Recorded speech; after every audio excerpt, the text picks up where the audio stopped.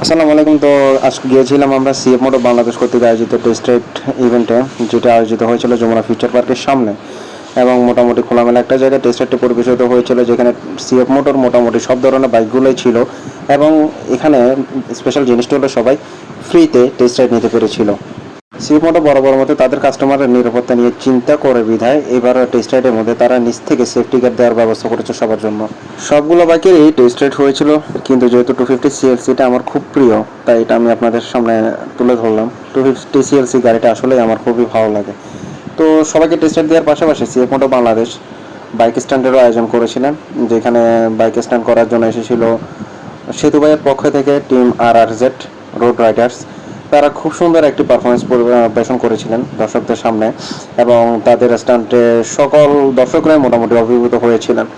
এবং স্টান্ট শোতে এটা আমার ফার্স্ট অভিজ্ঞতা, এবং আসলেই বলবো এটা খুবই ইন্টেন্স ছিল আমার জন্য। তো সবাইকে অনুরোধ করবো সিএফ মোটর বাংলাদেশের সবগুলো বাইক চেক আউট করবেন এবং অবশ্যই ফিডব্যাক দিবেন।